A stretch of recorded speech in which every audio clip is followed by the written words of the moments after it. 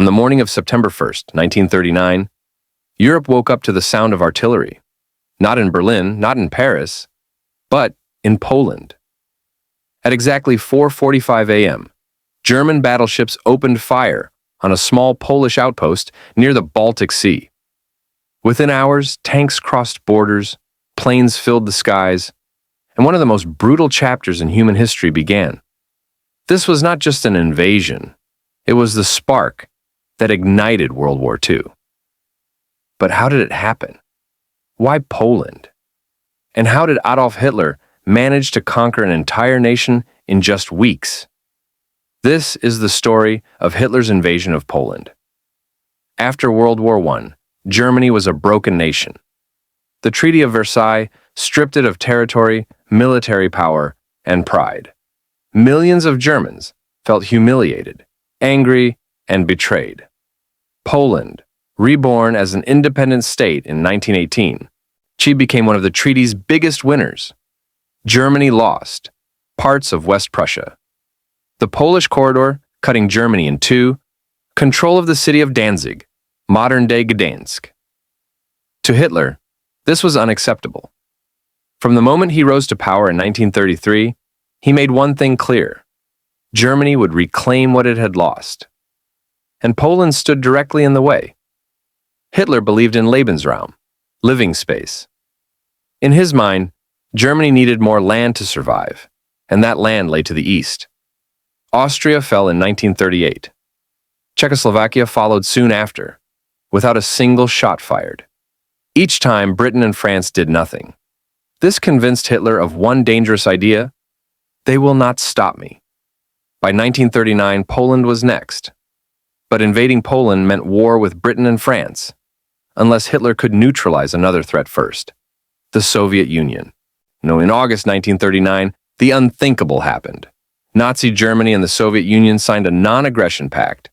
Publicly, they promised peace. Secretly, they divided Eastern Europe between them. Poland would be split in two. With Stalin temporarily out of the way, Hitler now had a green light. The invasion was set. Hitler needed an excuse. So the Nazis staged fake Polish attacks along the German border, including an assault on a German radio station. The attackers wore Polish uniforms. The message was clear: Germany was defending itself. It was a lie, but it was enough. At dawn, Germany attacked. From the north, west, and south. The tactic was called Blitzkrieg, lightning war. Fast-moving tanks, coordinated airstrikes. Total chaos. German Stuka dive bombers screamed from the sky, bombing cities, railways, and civilians. Now, Poland fought back bravely, but they were outmatched. Their army relied heavily on infantry horse-mounted units. Outdated equipment against modern tanks and aircraft, resistance was nearly impossible. Warsaw was bombed relentlessly. Refugees flooded the roads. The world watched in shock. On September 3rd, 1939, Britain and France finally acted. They declared war on Germany. World War II had officially begun, but Poland was alone. No troops arrived. No immediate rescue came. The declarations meant everything and nothing at the same time. Just as Poland struggled to survive. On September 17th, the Soviet Union invaded from the east. Poland was crushed between two giants. The government fled. Resistance collapsed. Within weeks, Poland ceased to exist as a state. What followed was terror.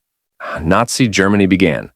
Mass executions, arrests of intellectuals, forced labor, destruction of Polish culture. Jews were targeted immediately. Ghettos were created. Families were torn apart. The invasion of Poland was not just military, it was ideological. And it was only the beginning. The invasion of Poland changed the world forever. It proved that Hitler would not stop. It exposed the weakness of appeasement. And it marked the start of the deadliest conflict in human history. 6 years later, over 60 million people would be dead. And it all began at dawn in Poland in 1939.